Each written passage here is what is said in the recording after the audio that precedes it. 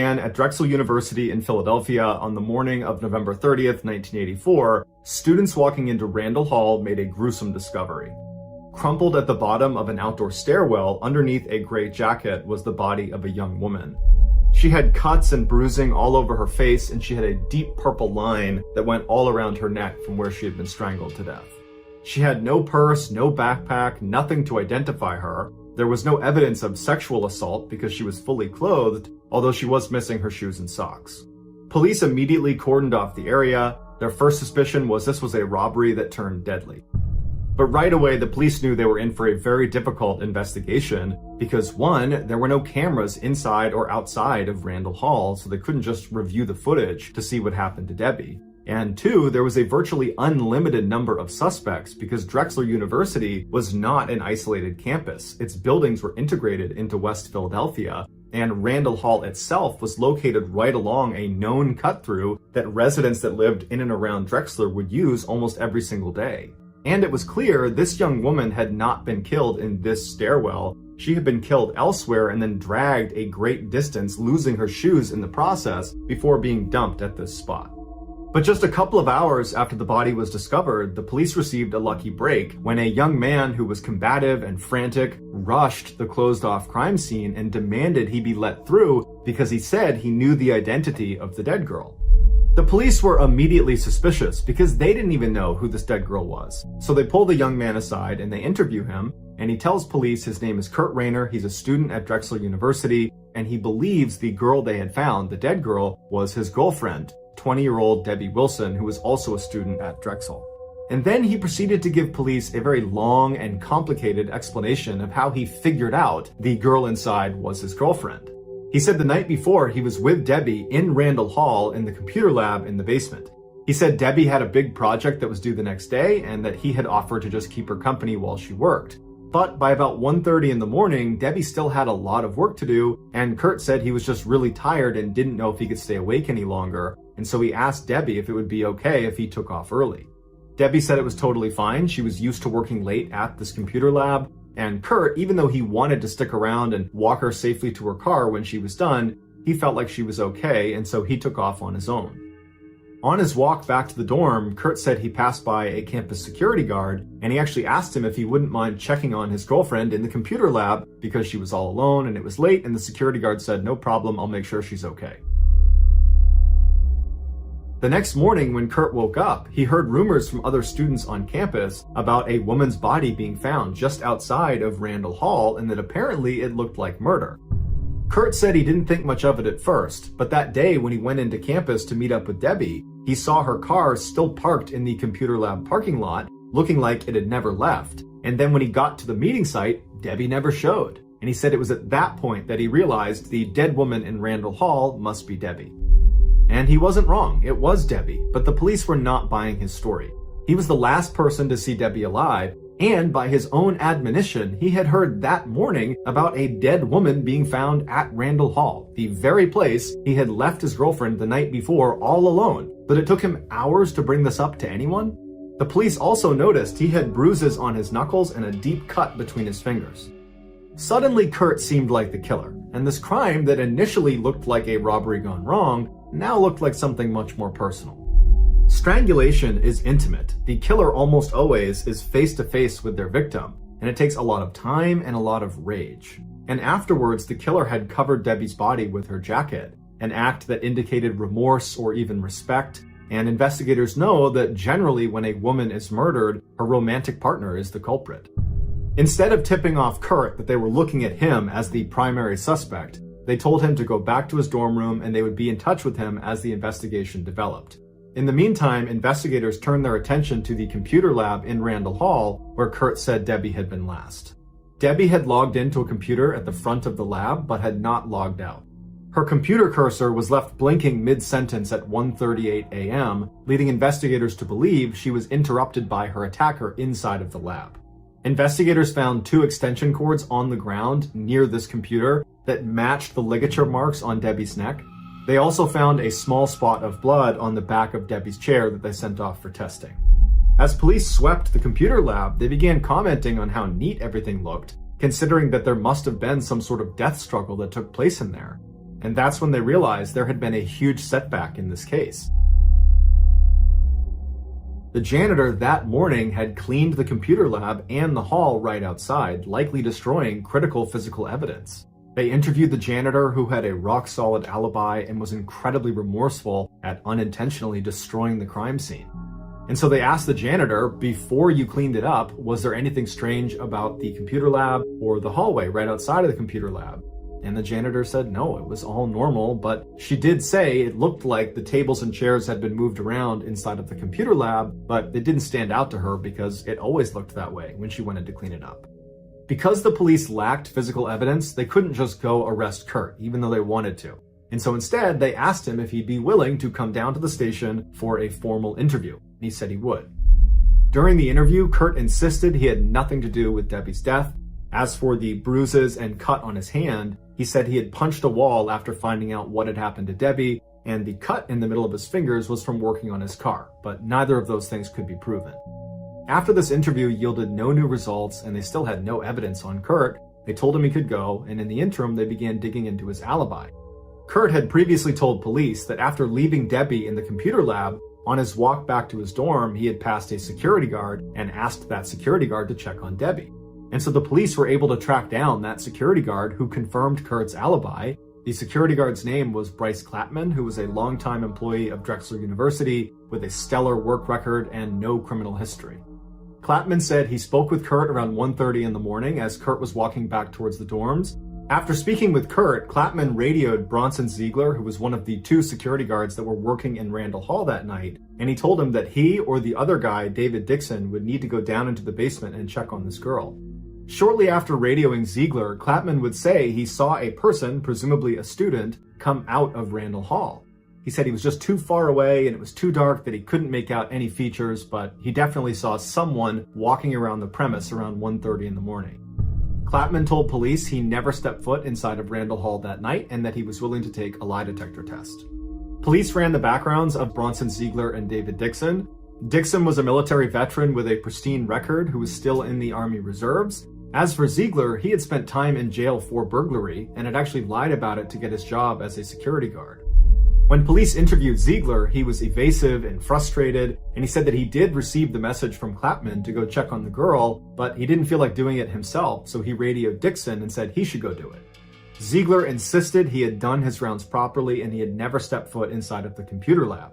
He told detectives they could check his security guard clock that he carried with him every time he did rounds, which was basically like a punch card where there was designated stations along his security rounds where he would punch this card that stamped a time that he had arrived at that station. And so over the course of the night, he would punch his card at each of these stations, and there was a record of what time he arrived and what time he left.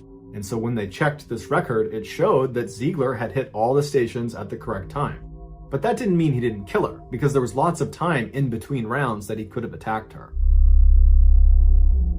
Towards the end of the interview, Ziegler accused detectives of messing with him, and then he sarcastically said he had killed Debbie, and then he refused to take a lie detector test. When the police interviewed Dixon, he said that Ziegler had never radioed him asking him to check on the girl in the computer lab. However, he did say he was aware of someone working late in the computer lab because around 2:15 in the morning he had walked past and the lights were on and he heard the sound of printers working inside. And so not wanting to disturb whoever was in there, he didn't even poke his head in. He just figured he would come back in a couple hours and make sure they were gone. And so over the next couple of hours, he chatted on the phone with his girlfriend, and then around 4 in the morning, he went back down to the computer lab and the lights were off and the door was locked. And so he figured whoever had been in there had finished up and left, and Ziegler had locked up after them. When asked why he or Ziegler had not discovered Debbie's body, he said their security rounds did not leave the building, and so that stairwell was considered outside of the building, and so they never would have seen her. At this point, Clapman and Dixon were ruled out as suspects, but Ziegler became a primary suspect. But just as with the boyfriend, Kurt Rayner, there was no physical evidence tying Ziegler to the crime, and so they couldn't arrest him. Investigators decided instead to try to track down that person Clapman had seen walking around Randall Hall around 1:30 in the morning after speaking with Kurt and after radioing Ziegler. It would turn out to be 28-year-old PhD student Ashlyn Berhard, who was known for keeping long hours and was also known for sneaking up behind the female secretaries that worked in his office and suddenly holding a pencil up to their neck and threatening to kill them. His office also happened to be directly above where Debbie's body was ultimately found inside of that stairwell. When interviewed by police, Ashland said he had been in Randall Hall the night Debbie had been killed, but didn't know Debbie, had no interaction with her, and didn't leave his office the whole night. He quickly agreed to take a lie detector test, but he failed it. Scrambling to explain it, he named 2 other students that were in the office with him that could be his alibi. But when police spoke to these 2 other students, they said, no, Ashland was not in the office the whole time. He left around 1 in the morning and was gone for about 3 hours. He said he was going to take a nap.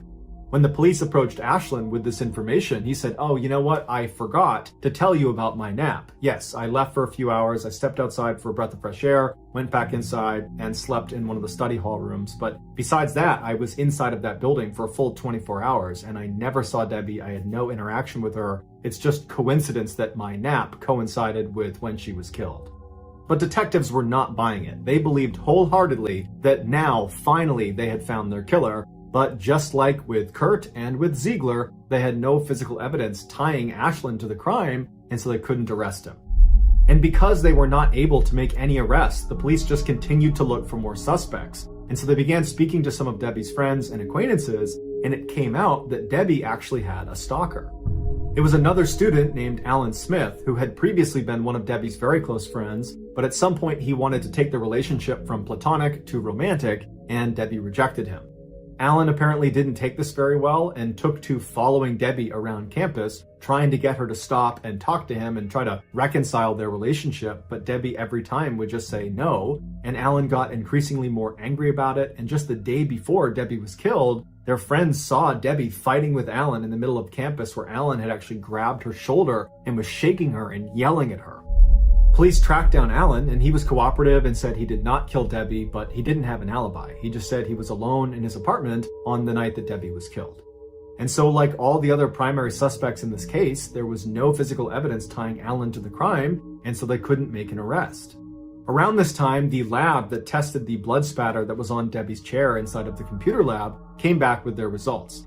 DNA profiling was not available back then, so all they could provide was blood type.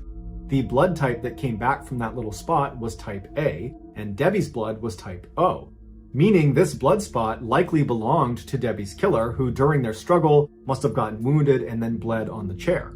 And so right away, the police got Kurt Rayner, Bronson Ziegler, Ashland Bearhard, and Alan Smith to all come in and provide a blood sample, and they figured if any one of them was type A, that they probably were the killer. But unbelievably, when their test results came back in, none of them were type A. It was a crushing blow to the investigation. The first few days after Debbie's killing seemed so full of promising leads, but now with this blood type development, investigators had no suspects, and all of a sudden the Drexel community was starting to panic. Students were outraged at the light security and wondered why the security guards were not allowed to carry weapons. The administration put up a $10,000 reward for any information about who could have done this. And the president of the university told students to use the buddy system and never be alone on campus because he believed the killer was one of us. No one could understand why anyone would want to target Debbie in the first place. She seemed like such a wonderful person that was nice to everyone. She had modeled in high school, but she wasn't vain. She'd actually turned down getting braces because she was worried it might affect her clarinet playing. She was an average student, but she had an uncommon drive. She worked really hard to get good grades. Whenever she was feeling down or wasn't feeling motivated, she would stare at a picture of a Mercedes-Benz car that was there to inspire her and remind her what she could achieve if she continued to work hard. When she was killed, that picture of the Mercedes-Benz still hung above her desk. It was ultimately her work ethic that put her in danger because she was prepared to stay at that computer lab as long as it took to make sure her project was perfect. The few pieces of physical evidence the police had didn't fit together. The crime wasn't really a robbery. While she was missing her shoes and socks, her backpack had turned up at the campus lost and found about a week later, and no one knows how it got there or who put it there. Inside, it appeared all of her belongings were still there. Also, when she was discovered, she was still wearing her expensive watch. Her murder looked personal, but the police could not prove that someone who actually knew her was the one who killed her. Police considered a few other suspects, but like all the others, there wasn't enough evidence to make any arrests, and so eventually Debbie's case went cold. In 1985, the Philadelphia Inquirer ran a story about unsolved cases that most haunted detectives, and Debbie's was one of them. Some of the detectives that were involved in the case said they believed this was a random killing and that the killer would most likely strike again. Debbie's case eventually disappeared from headlines and it languished for 8 years. And then, in the spring of 1992, Debbie's murder was assigned to a cold case squad led by Detective Bob Snyder. And desperate to crack the case, Snyder threw a Hail Mary. He took the case to the VDOC Society, which is a private and highly selective club of geniuses from all walks of criminology. Homicide detectives, prosecutors, defense attorneys, FBI agents, forensic scientists, even an aeronautic physicist. They came from all over the world for these monthly closed-door sessions where they would talk about these unsolvable cases and try to solve them. So in one of their monthly closed-door sessions, Detective Snyder stood in front of the VDOC Society and laid out the details of Debbie Wilson's murder. Then he opened the floor to questions, and for hours the society got nowhere. Then Richard Walter, who was a founding member of the society, said that he had a theory. Walter was a famous criminal psychologist who had profiled some of the world's most infamous killers. Most of his work is actually still confidential. He believed the killer was a power-assertive, macho-type guy that liked being in control. Walter pointed to one clue that detectives and everyone seemed to have overlooked after all these years, and that was Debbie's missing shoes. He said the missing shoes were not random, they were the most important clue. The killer, Walter predicted, was a foot fetishist.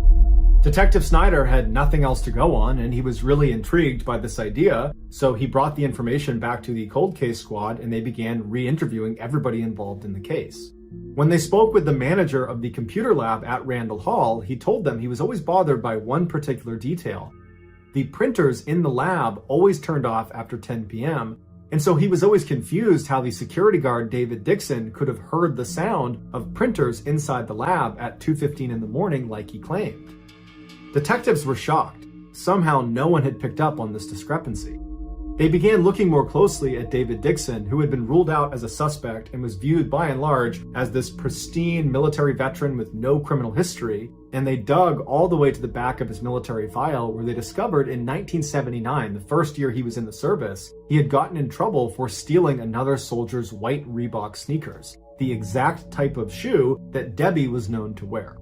Police began interviewing Dixon's former and current neighbors, and at least 4 women reported having a break-in when Dixon was living next to them, and the only thing missing was their white sneakers and dirty socks, although none of these women actually ever found out who was responsible.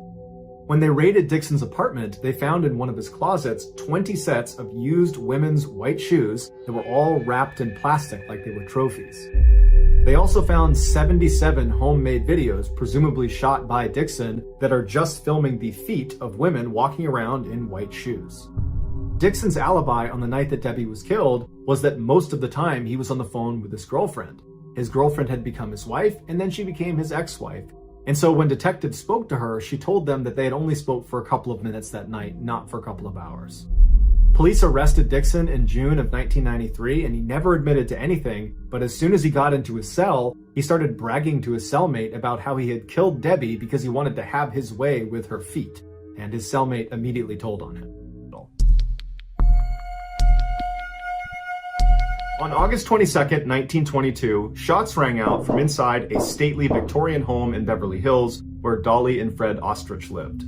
Neighbors called police right away, and when officers stepped into the front door, they saw the entire house was trashed. On the floor in the living room was Fred, who had been shot to death, and next to him were 3 .25 caliber shell casings.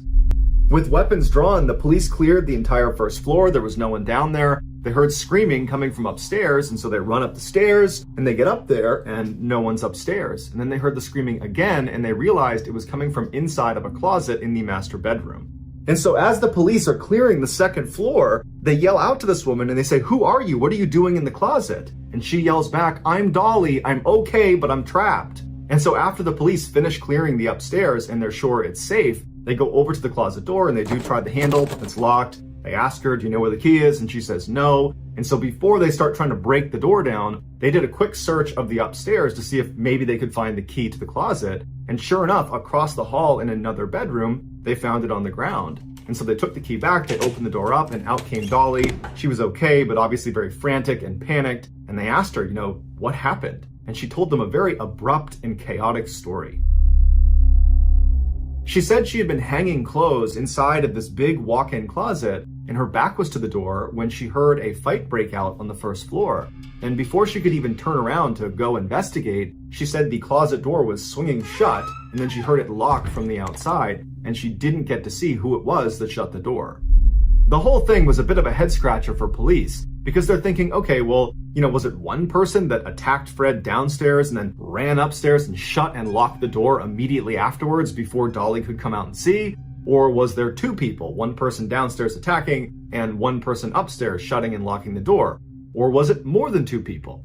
And despite the house being totally ransacked and there being lots of valuable stuff in their house, Dolly said the only thing she could tell was missing was the diamond-encrusted wristwatch that Fred always wore. It was not on his wrist when they discovered his body.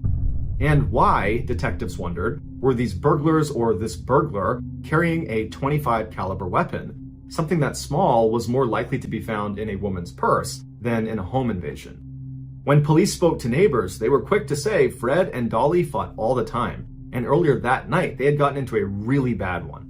But as much as police wanted to point the finger at Dolly, it was just impossible for her to have committed this crime. Because how could she have murdered Fred and then ran upstairs and locked herself in the closet from the outside and then also somehow deposited that key across the hall in another room? It just didn't make any sense. But since the police had little else to go on, they dug into the new widow's past.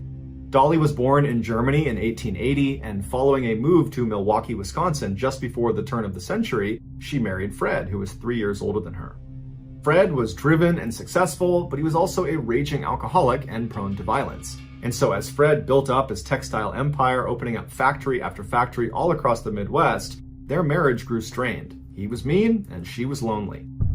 When they moved from Milwaukee to Southern California in 1918, their new neighbors immediately were aware of the fact that Dolly and Fred fought loudly and often, and they frequently bickered in public.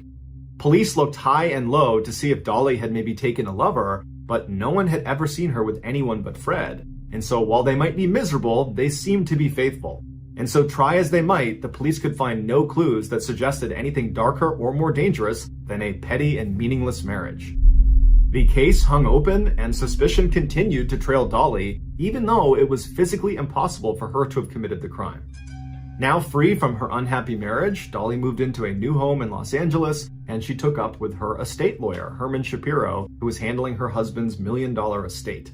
But just like her late husband, her new boyfriend, Shapiro, worked long hours and he was not around much, so she was lonely all over again. So she went out and got another boyfriend, a guy by the name of Roy Klum, and she began seeing the men at the same time. A year after Fred's death, Captain Herman Klein of the Beverly Hills Police Department dropped by Dolly's estate lawyer/boyfriend's office. Detectives were still suspicious of Dolly, even though the case still made no sense. And so Captain Klein goes into Shapiro's office, and wouldn't you know it, sitting on the desk is this beautiful diamond-encrusted wristwatch that looks an awful lot like the watch Dolly claimed was the one thing stolen from her house on the night of her husband's murder.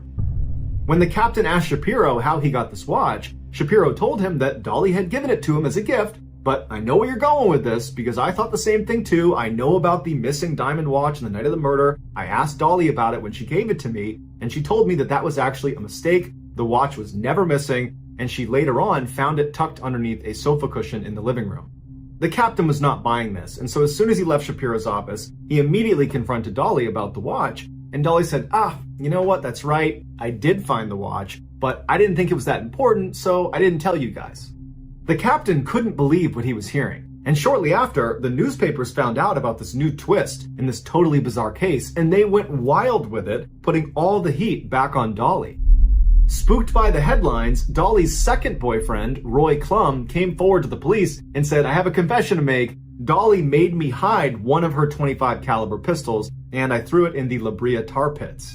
And then before police could even go get that gun, one of Dolly's neighbors came forward and said, yeah, I got a confession to make. Dolly asked me to get rid of a .25 caliber pistol, and I buried it in my backyard. So police went out and recovered both weapons, but they were so badly rusted, they couldn't confirm if they were in fact the murder weapons. And Dolly had an excuse. When the police confronted her with these guns, she said, oh yeah, those old things, I've had those in the house for years, but, given the circumstances of my husband's death, just felt a little awkward keeping them around the house, so I had some friends get rid of them. The police were not buying this, and so in July of 1923, they arrested Dolly for killing Fred. But despite these new developments, the facts of the case had not changed. It was still physically impossible for Dolly to have committed this crime. She was locked in the closet from the outside. And so with Dolly in jail awaiting trial, investigators tirelessly hacked into her story to try to find holes in it, but they had no success. And so after every theory that might connect her to the crime was ultimately discarded, they had to drop the murder charges and Dolly was released. 7 years went by and the crime was largely forgotten about. And then in 1930, Dolly and her estate lawyer boyfriend Shapiro, they broke up. And Shapiro immediately called the police and said, you know what? I haven't been entirely truthful. I know a lot more about what happened to Fred than I've let on. And in fact, I have someone in the office with me right now that can tell you the whole story. Investigators flew to Shapiro's office, they go through the doors, and sitting inside is a man they never knew existed. His name was Otto Sandhuber. He was a quiet, small sewing machine repairman / aspiring dime store fiction writer. And the story he would tell them would be more bizarre and lurid than any investigator could have imagined. It began almost a decade before the murder. When Otto was a teenager, he had worked for Fred in one of his Milwaukee factories. One day in 1913, Dolly complained to Fred that her sewing machine was broken. And so Fred asked one of his employees, who he knew was a sewing machine repairman, the then 17-year-old Otto, if he would go over to his house and fix the sewing machine for his wife. Dolly knew her husband was going to send Otto specifically to their house, and she was very attracted to Otto. And so when Otto showed up, all she had on was a silk robe, stockings, and heavy perfume. Thus began Dolly and Otto's affair, which at first they conducted in a pretty typical way, meeting secretly in hotels, but when that became burdensome, they moved their relationship back into the ostrich home, with Otto needing to sneak in and out around Fred's schedule. But it wasn't long before nosy neighbors were asking Dolly, who's that strange man coming around your house all the time? And she would say, oh, that's my vagabond half-brother. But Dolly and Otto knew they couldn't continue in this way. But instead of breaking it off or returning to secret hotel liaisons, Dolly decided that Otto should take up residence in the ostrich home in a secret hideaway in the attic. That way no one would see him coming or going. Otto, who had no family to miss him, quit his job at the factory, moved into the secret room, and then never left. And pretty quickly, Otto and Dolly fell into a routine where when Fred would leave for work for the day, Otto would come downstairs, they'd spend time together, and then Otto would clean the house and then make bathtub gin. Before Fred came home, Otto would sneak back upstairs to write pulp stories about lust and adventure, and he would read newspapers and magazines by candlelight. Around this time, Fred started complaining to Dolly about strange noises in the house. He also started to notice they were running through food a lot faster than normal, and a couple times he thought he was short a cigar. But no matter how much Fred complained, Dolly was always able to convince him that everything he was hearing and seeing was in his head. And so over the next 5 years, they would live in 4 homes in Milwaukee, and always these strange sounds and oddities about the house would follow them, but Fred never investigated. In 1918, Fred told Dolly he wanted to move to Southern California, and so Dolly hunted down a house with an attic, a rarity in the area, and she sent Otto ahead. When Fred and Dolly arrived, Otto was already ensconced in the attic, and Fred moved in right beneath him. By the time Fred and Dolly got in their final argument on the night of August 22nd, 1922, Otto had been secretly living with them for almost a decade. On that deadly night, Otto was in his secret room listening to drunk Fred getting louder and angrier and clearly getting physical with Dolly. And so worried that he might kill his lover, Otto leapt out of the attic and ran downstairs carrying 2 .25 caliber pistols. He runs into the living room and he confronts Fred. And Fred is astounded to see his formerly teenage sewing machine repairman, who abruptly quit the factory so suddenly and completely, now standing in his living room. And so Fred lunged at Otto, and Otto just started shooting. It was then that Dolly hatched the scheme that had almost let them get away with it. Knowing the police would be there any minute, Dolly staged the house to look like a robbery. She told Otto to lock her inside of the closet and then ordered him to go back up into the attic. And so when the police got there, Otto was crouched silently right above their heads. After the killing, Otto moved in with Dolly in her new house, and even though they could have had a normal open relationship, Dolly ordered Otto to go live in the attic of this new house as well. It wasn't until a year later, when Dolly was briefly arrested after the police found out about the hidden guns, that Otto was forced to come out of the attic. While Dolly was sitting in jail for these gun charges, she begged her estate lawyer boyfriend, Shapiro, to go get groceries for her vagabond half-brother, Otto, who lived in her attic. She said, when you delivered them, make sure you go to the bedroom and knock on the ceiling. That will let him know it's safe to come out. But when Shapiro arrived and followed the procedure and Otto came out, Otto was so starved for human interaction and conversation that he wound up telling Shapiro the whole insane story. But instead of going to police, Shapiro told Otto that he should just leave. And he did. He went and became a janitor and he got married. The secret held until Dolly and Shapiro broke up for good, at which point Shapiro called the police. Dolly and Otto were arrested and the press went insane. They called this the Batman case because Otto was living like a bat in a cave. This was before Batman the comic was a thing. Otto was convicted of manslaughter, but the statute of limitations was up, so he was allowed to walk free. As for Dolly, she was allowed to walk free too because the jury hung on her conspiracy to commit murder charges. After the trial, Otto disappeared and nothing more is known about him. As for Dolly, she stayed in LA and she died in 1961 at the age of 80, 2 weeks after marrying yet again. On October 10th, 2003, Karen Pinnell was spending a Friday evening alone with her 2 cats at her apartment just outside of Tampa, Florida. Karen loved the Florida lifestyle, the beaches, scuba diving, nightlife, all of it. But the 39-year-old was happy to have some time alone at home by herself that night. She had a really early shift the following day as a customer representative at Tampa's busiest airport. So she just wanted to relax tonight and then go to bed early and get a good night's sleep. Karen grabbed her cell phone and ordered a pizza. Then she sat down on the couch, turned on the TV, and zoned out while she waited for her food to arrive. Karen was beautiful, with long wavy brown hair and dark eyes. She was a former model and flight attendant who had always had more men chasing her than she knew what to do with. There were so many boyfriends, in fact, that Karen came up with nicknames like Car Guy and Doctor Pilot to help her friends keep the cast of characters straight. And Karen could get entire rooms full of people to burst out laughing whenever she talked about all these guys she had dated because she told great stories and had a great sense of humor. Karen's sense of humor made her perfect for her job at the airport, where she spent her days at work helping stressed-out travelers, and she always managed to do it with a smile on her face. But Karen's easy smile hid the fact that she was actually having a hard time in her personal life. 2 years earlier, Karen had been through a really bad divorce. Then, right after that, she had been diagnosed with multiple sclerosis, or MS for short, which is a debilitating disease that can lead to nerve damage, blindness, and even paralysis. And recently, Karen had begun having blackouts from her MS, and it made her worry about the future. She knew that her MS would likely only get worse. On the couch, Karen watched the end of a TV show. Then she stood up and walked outside to get her mail. She took a stack of envelopes out of the mailbox and then headed right back inside to the couch. As she sat there, she flipped through the envelopes and tossed all but one of them on the coffee table. Karen stared at the remaining envelope in her hand, and she could feel her shoulders tense up. It was a bill from her doctor's office. Karen opened the envelope and scanned over the bill. She almost felt like crying. Her health insurance did not fully cover the cost of the steroid injections she was getting for her MS, and so she owed her doctor thousands of dollars. Karen had gotten a judge to require her ex-husband to increase his alimony payments to help her pay her growing medical bills. But her ex-husband was still trying to fight the judge's ruling, so she wasn't actually getting any of the money that she really needed. She tossed the doctor's bill onto the table with the rest of the mail and tried her best to relax and keep watching TV. But she just kept thinking about her ex-husband, and that stressed her out even more. Karen had been married for 5 years to a handsome scuba diving instructor named Jeff. The first years of their marriage had been some of the happiest in her life, and there were still times when Karen wished that she and Jeff had never split up.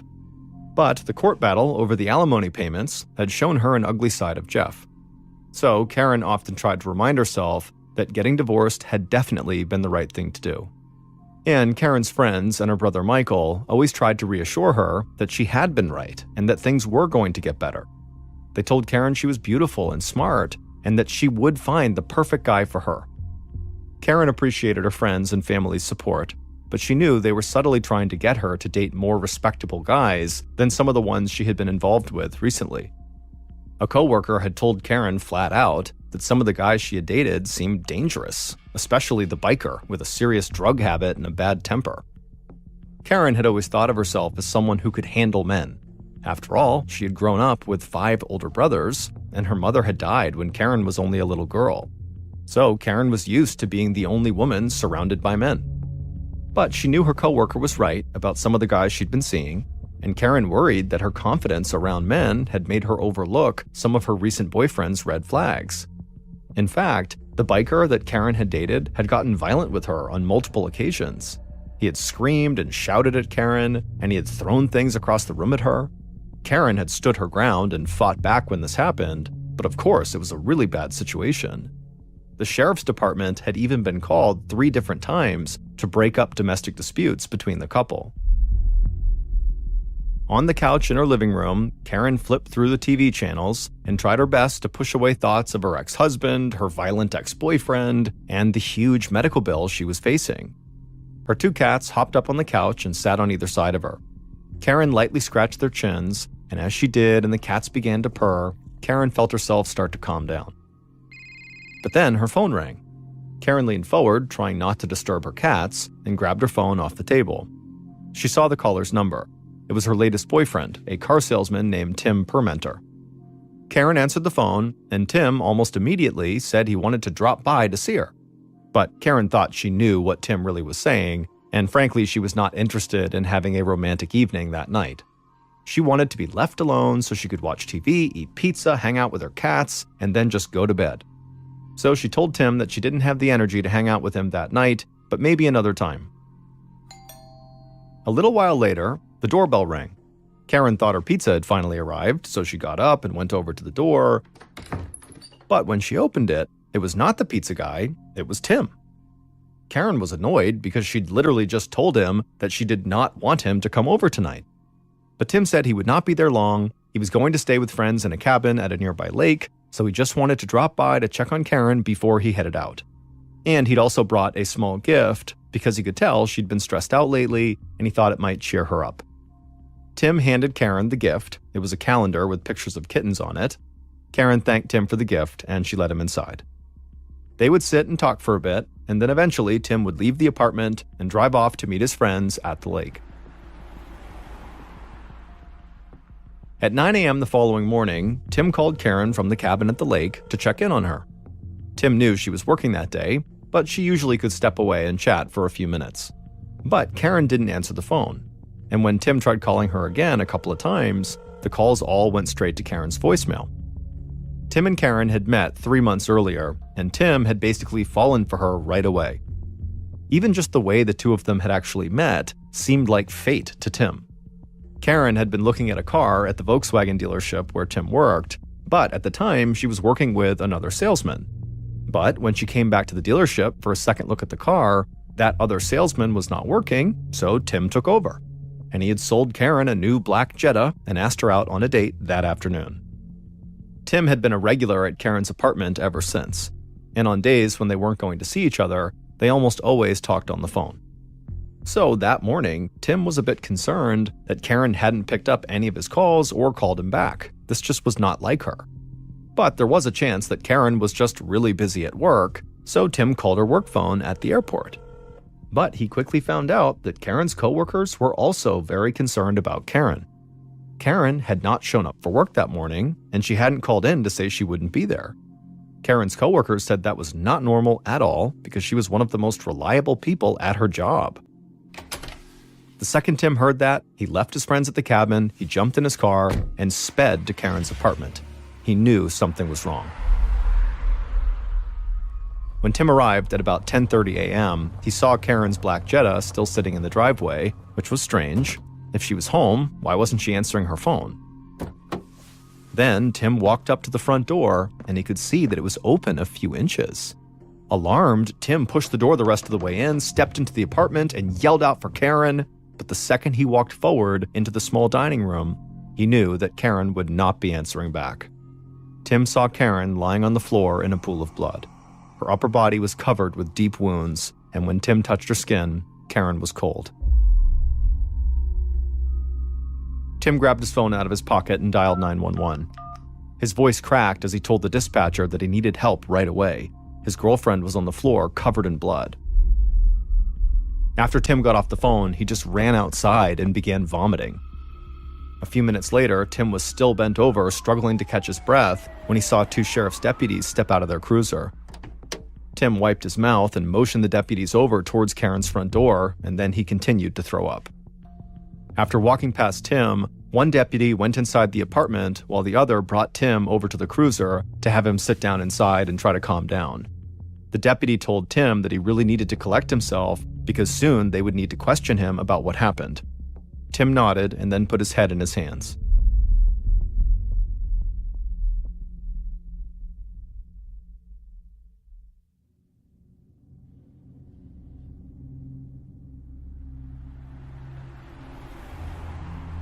About 30 minutes later, just after 11 a.m., crime scene analyst Anna Cox arrived at Karen's home.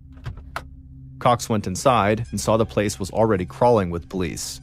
She made her way through the crowded apartment to the dining room, and she saw that the walls were covered with blood spatter. She thought the pattern of the blood suggested there had been a struggle and that Karen had tried to escape from her attacker. Cox crouched down near Karen's body. She saw smaller cuts on Karen's forearms that supported the theory that Karen had tried to fight off her killer. Those cuts on her arms were defensive wounds that someone suffers when they try to hold off a frenzied knife attack with their bare hands. Looking at the pool of dark blood on the floor under Karen's shoulders, Cox was struck by how hard this woman must have fought to try to stay alive, and Cox was determined to make sure that fight had not been for nothing.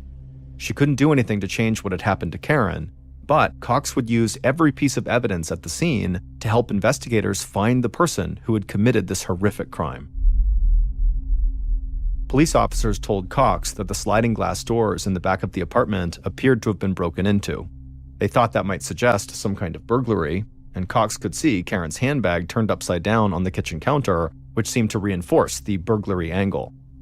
But looking at the bloody body at her feet, it was hard for Cox to believe someone would do that to another human being just for the contents of a purse. But just then, Cox happened to glance at the wall near Karen's body, and for a second, it was like everything else in the room disappeared. 3 capital letters, R-O-C, were handwritten in blood on the wall about a foot above the floor.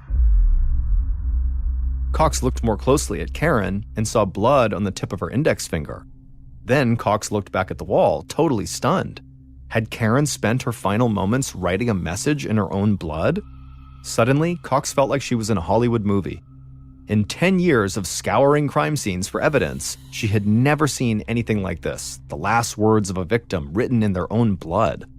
And she knew the first job of the investigative team would be to try to figure out what the letters R-O-C meant.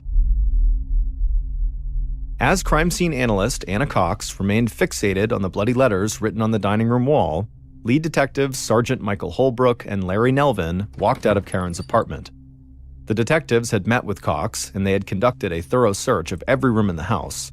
Now they wanted to talk to Karen's boyfriend, Tim, who was still sitting in the back seat of the police cruiser parked in front of the apartment. When police had first arrived, Tim had been a complete wreck, vomiting constantly on the ground. But when he stepped out of the cruiser and joined the detectives, he was now much more calm, and he said he wanted to help in any way he could.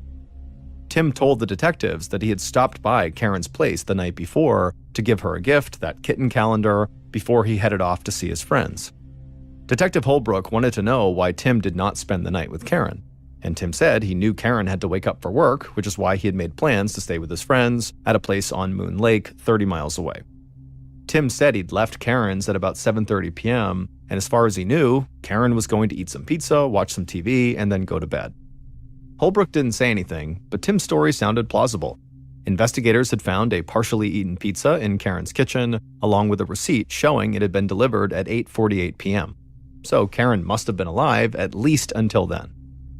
Tim told the detectives that he had gotten worried about Karen that morning when he learned she had not gone to work, and so that was why he had drove back to her place to investigate.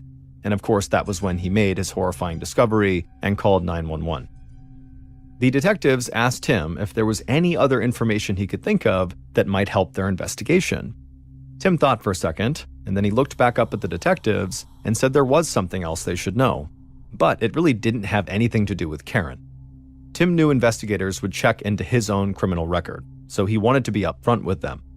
He said he had served time in prison for something stupid he'd done more than a decade earlier.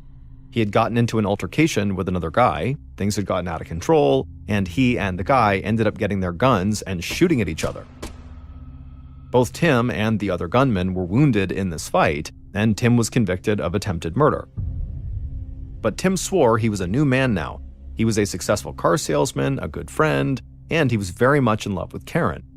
And he said investigators were more than welcome to search him, his house, take his computer, take his fingerprints, whatever they wanted to do. All he cared about was finding the person who did this to Karen. The detectives were kind of shocked by what Tim had just told them, but they thanked him for being so honest. Then they asked him who might have had a reason to hurt Karen. This time, Tim didn't need to think. He already had the answer. He said there were two guys the police had to talk to.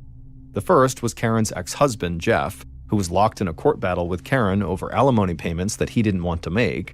And the second guy they needed to look at was one of Karen's ex-boyfriends, who had lived with her for a short time.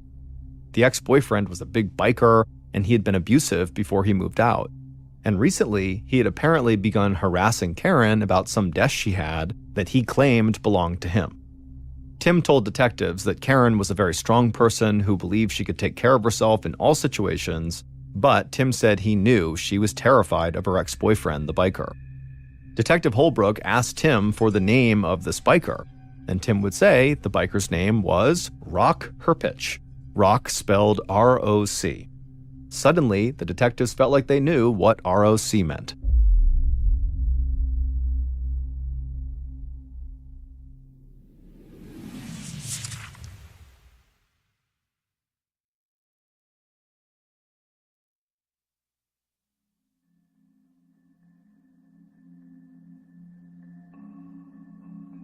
After crime scene analyst Cox learned about Karen's ex-boyfriend, who was named R.O.C. Rock, she told the detectives that she'd made another valuable discovery of her own. She had found that Karen had tiny bits of skin under her fingernails, likely from fighting off her killer. Tex had carefully pulled these skin fragments out with tweezers and put them in a sterile bag for analysis. And Cox told the detectives that she hoped DNA testing on these skin fragments at the lab would reveal the identity of Karen's killer. But while they waited for those test results, detectives Holbrook and Nelvin wanted to cover as much ground as they could. They had police canvass the neighborhood to try to find out if any of Karen's neighbors had seen or heard anything that seemed unusual. But unfortunately, nobody had seen anything suspicious on the night Karen was killed. So on October 12th, the day after Karen's body was discovered, members of the investigative team began checking where the different men in Karen's life had been at the time of the murder. One of Tim's friends confirmed that Tim had indeed spent the night in the cabin at Moon Lake, just like he said he had, and Karen's ex-husband, Jeff, sounded totally heartbroken when police told him that Karen was dead, and it turned out he had been on a scuba diving trip in Miami, 300 miles away from the crime scene. Investigators also discovered a strange coincidence. Karen lived a block away from a man suspected of robbing a bank just days before her murder. So police wanted to talk to the suspect, but they couldn't find him anywhere. And they wondered if the alleged bank robber's disappearance was somehow connected to Karen's murder. It seemed like a long shot, but they couldn't rule it out until they tracked this guy down. But even as the investigative team chased down these other potential leads, Holbrook and Nelvin stayed focused on Karen's former boyfriend, Rock Herpich. Finding Rock's name written in blood was enough to make him a suspect. But the more detectives learned about the 45-year-old biker, the guiltier he began to look. Rock worked at an auto body shop processing insurance claims. He spent most of his free time on the back of his Harley-Davidson motorcycle, and he seemed to pride himself on his bad boy image. Karen's family and friends said Karen had met Rock almost 2 years earlier, just after she was diagnosed with MS. And Rock had quickly become very important to Karen. He took her to doctor's appointments and he helped her with steroid injections, but the people closest to Karen were always uneasy about their relationship because Rock had a serious drug problem and a violent temper. And one of Karen's good friends at work said Karen would sometimes show up at the airport with unexplained bruises on her arms that she didn't want to talk about. The couple had gone through a bitter breakup 6 months earlier after Karen filed domestic abuse charges against Rock. But not long before her murder, Rock had gotten back in touch with Karen. He wanted her to give him an old desk he said he'd left at the apartment when he moved out, but Karen was adamant that the desk belonged to her. And so Rock's history of violence, this ongoing dispute over the desk, and Rock's name being scrawled in blood at the crime scene made Rock Holbrook and Nelvin's primary suspect.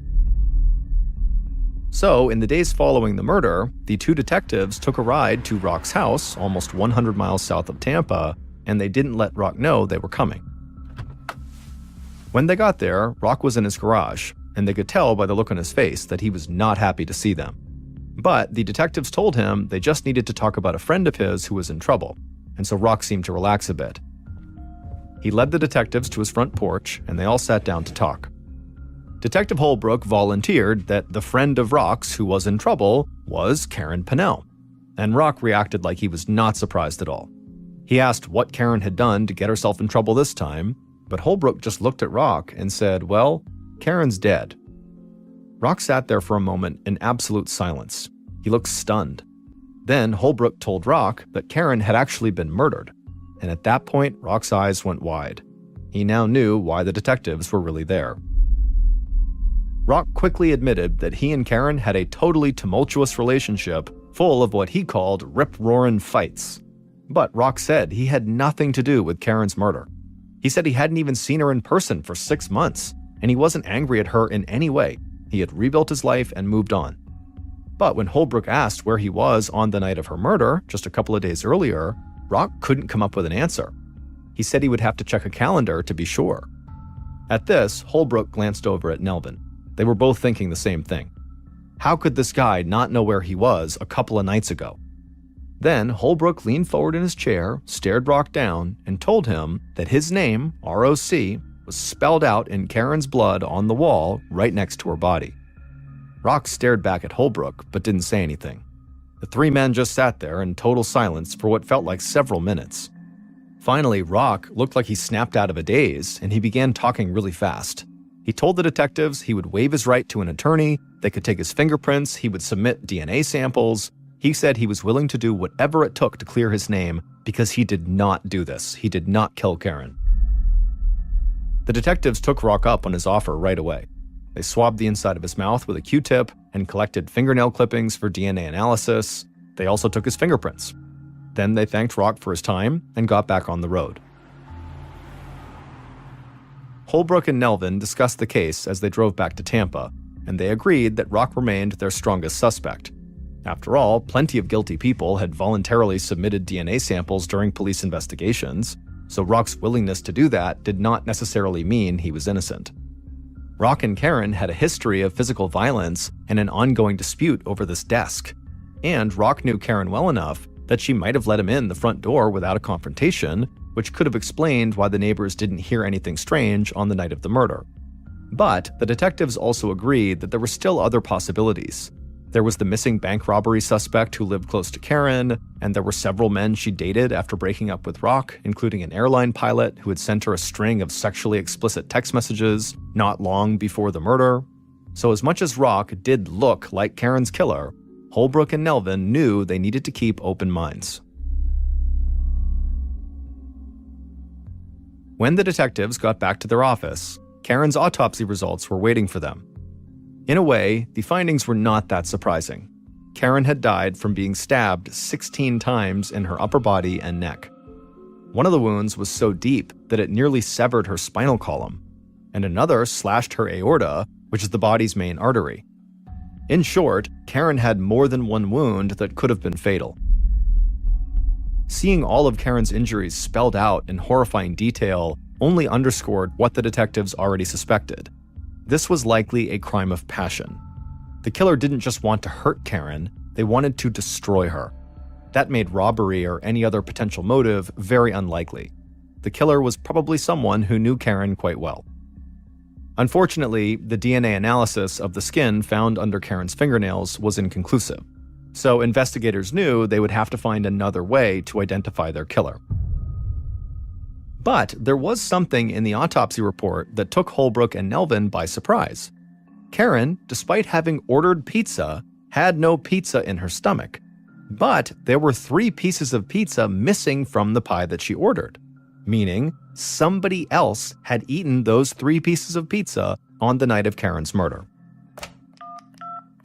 Detective Nelvin called the pizza shop and asked to speak with the delivery driver who had gone to Karen's on the night of her murder. And sure enough, the pizza guy told them that Karen was not alone when he'd gone to the door. He said he could see a man standing behind her, and the man looked angry. So the pizza guy had just dropped off his delivery and headed back to his car as quickly as possible.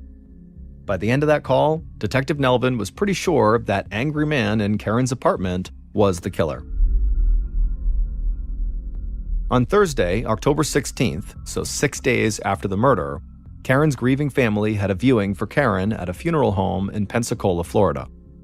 The undertakers had made a heroic effort to hide all of Karen's stab wounds, but there was only so much they could do. So Karen's brother, Michael, had to adjust her bouquet of flowers to hide the defensive wounds all over one of her hands.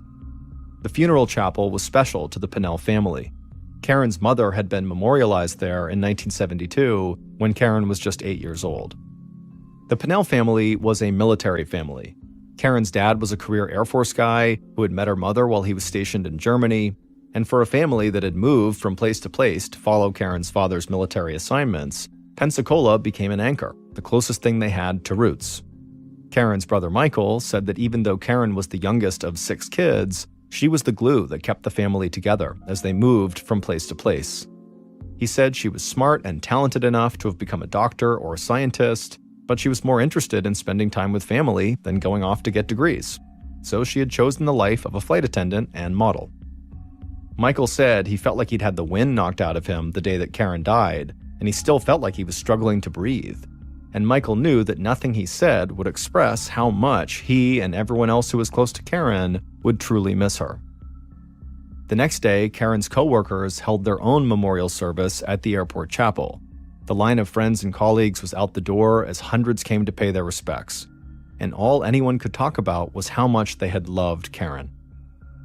While Karen's friends and family mourned her loss and celebrated her life, the police started to eliminate potential suspects and really began to hone in on just Karen's ex-boyfriend, Rock Herpich. The suspected bank robber who lived near Karen turned himself into police, and he was not Karen's murderer. He had been far away from Karen's apartment on the night she was killed.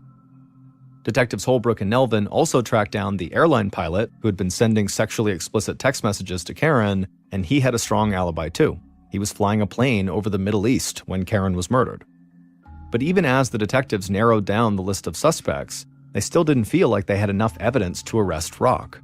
The guy had a clear history of violence, and his name had been written in blood on the wall, but Holbrook and Nelvin knew they needed something clear-cut that would put him at Karen's house at the time she had been killed. While the detectives continued their investigation, crime scene analyst Anna Cox could not stop thinking about the letters ROC. She spent hours staring at them on the wall at Karen's apartment. Those 3 letters, written in Karen's blood, were powerful evidence, and Cox knew that ROC had potentially been Karen's last word. In a courtroom, the dying words of a crime victim get special weight from judges and juries. It's called a dying declaration and treated as the words of someone with no reason to lie. They're going to die anyways. In this case, Karen seemed to be saying, "Rock killed me." But Cox had to be sure that was the case, and her obsession with just staring at those letters on the wall was not giving her any new evidence. So Cox did something unusual.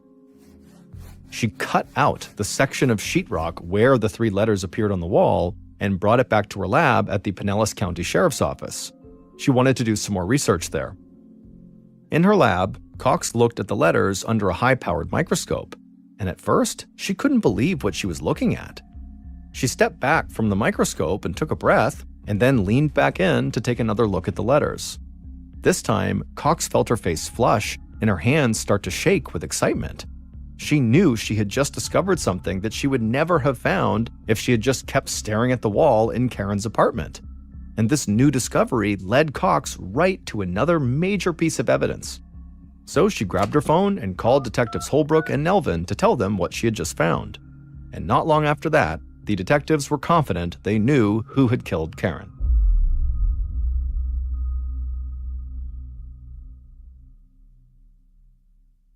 Based on Detectives Holbrook and Nelvin's investigation and the research conducted by crime scene analyst Anna Cox, here is a reconstruction of what police believe happened to Karen Pennell.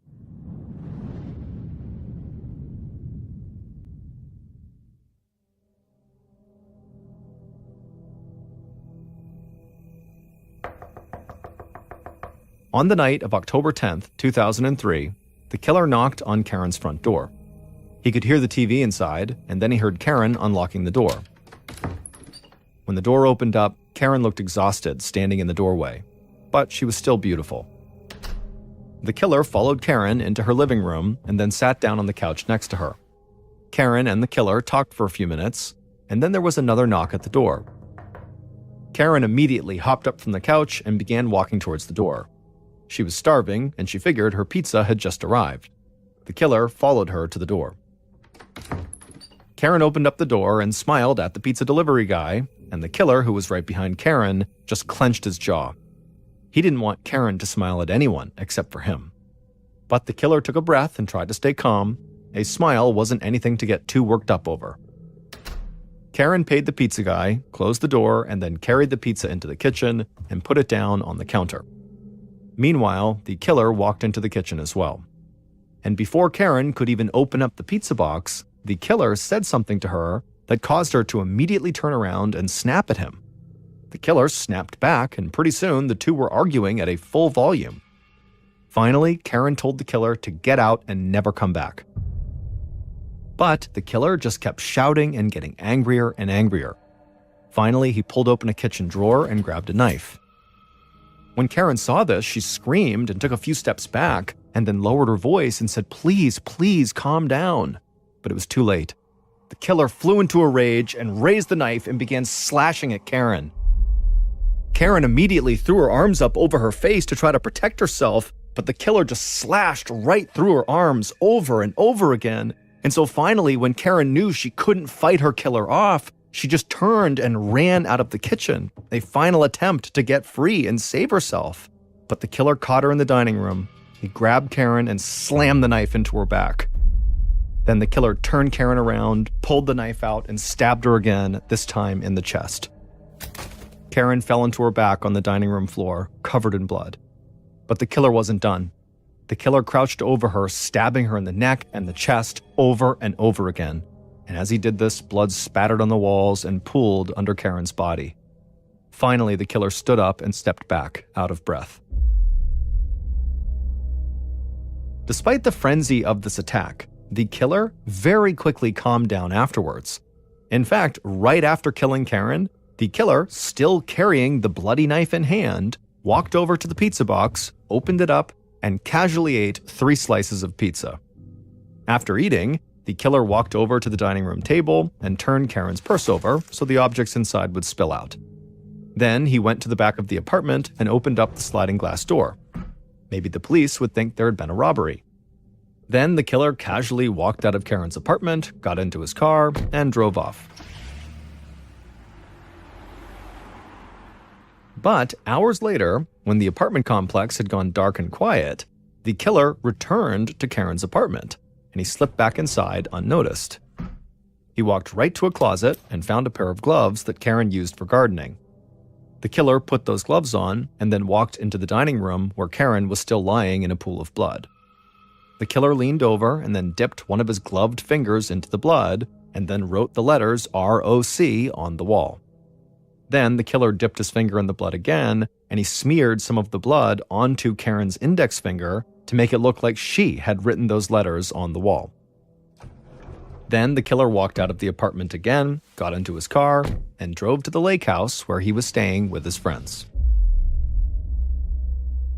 Karen's latest boyfriend, Tim Permenter, had brutally murdered Karen. And then he had gone back to the apartment the following day and pretended to be in shock when he discovered Karen's body and called 911. Tim and Karen's relationship wasn't anything like how he had described it to his friends and to the police.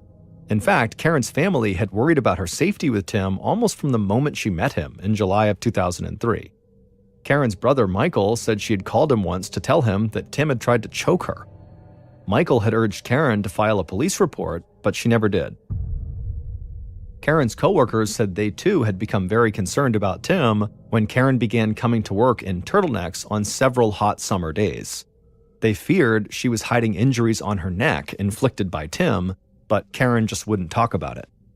And even though Tim told people he was still Karen's boyfriend at the time of her death, in reality, they had actually broken up 2 weeks before he murdered her. 2 weeks before he murdered her, on September 29, 2003, the couple had been watching a TV show about people who keep secrets from other people when Tim decided to share a secret of his own. When Tim and Karen had met, he had told her that before he became a car salesman, he had been a Navy SEAL. But while they watched TV that night, he told her that that actually wasn't true. He said before he sold cars, he had actually been a pimp for a group of prostitutes, and he had served 12 years in prison for shooting a rival pimp.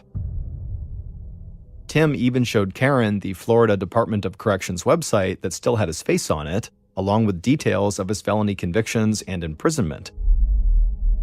Karen had been totally shocked and repulsed by this confession and decided right then that she wanted nothing to do with him and told him he had to leave. But Tim wouldn't leave, so Karen had called 911 and police had eventually had to come to Karen's apartment to escort Tim out. In the days following their breakup, Tim had tried, without success, to win Karen back. He also had begun lurking near her apartment and going through her trash, and in doing that, he discovered that Karen was already dating other men. And this made Tim insanely jealous. And so, on October 10th, Tim showed up at Karen's house even though she had just told him not to. Karen did let Tim inside and she had tried to stay calm and polite, but Tim had become belligerent when Karen said she did not want him back in her life, and then Tim exploded into a rage, grabbed the knife in the kitchen, killed Karen, and tried to frame her ex-boyfriend, Rock, by writing his name on the wall. Detectives Holbrook and Nelvin had always considered Tim a suspect. As Karen's boyfriend and the one who found her body, he couldn't be overlooked. But believing that Karen had used her final moments to write ROC on the wall had put Rock at the top of the suspect list, not Tim. But then crime scene analyst Anna Cox had studied those letters in her lab, and Cox found two things that made her believe Rock was not the killer. Under a microscope, Cox discovered that the letters were written over blood that had spattered on the wall during the initial attack. But the letters didn't disturb that initial blood spatter at all, which meant the blood spatter that was already there had dried by the time the letters ROC were written over it. By Cox's calculation, the initial blood spatter would have taken at least 20 minutes to dry. That meant for Karen to have written those letters, she would have had to be conscious for at least 20 minutes after she was stabbed multiple times, and with the severity of the wounds Karen had suffered, that was extremely unlikely. Cox also confirmed that the letters on the wall were written by someone who was right-handed, and Karen was left-handed. That was something her family had told police during the course of the investigation. So Karen could not possibly have written those letters. It had to have been her killer. Cox called the detectives to let them know, and that was great news for Rock Herpich, because police did not believe Rock wrote his own name in blood at the murder scene. And Rock was deeply grateful for Cox's discovery. He would say science saved his life. With Rock no longer a suspect, the detectives focused on Tim. Detective Nelvin obtained cell phone tower data from the night of the murder, and it showed that Tim had called his friend at the lake at 9:32 p.m. from a spot that was actually near Karen's apartment. Tim had told police that he'd left Karen's by 7:30 p.m. to go to the lake, but the phone records suggested he was still in or near Karen's apartment 2 hours after that. The detectives brought Tim in for a second round of questioning. They told Tim they were sure he had lied to them about the time he had left Karen's apartment to avoid suspicion in her murder. They also told him that his fingerprints were all over the pizza box delivered to Karen's home that night. As the detectives continued to throw questions at Tim, he had no answers. He just sat there in the interrogation room covering his face for a long time. And Detective Holbrook said that when Tim did finally look up and look him in the eyes, it was like Satan had suddenly entered the room. Tim was ultimately convicted of murder and sentenced to life in prison without parole. Years after Karen's death, her brother Michael said publicly that he didn't want people to remember Karen just for her murder. He wanted people to remember her for who she was.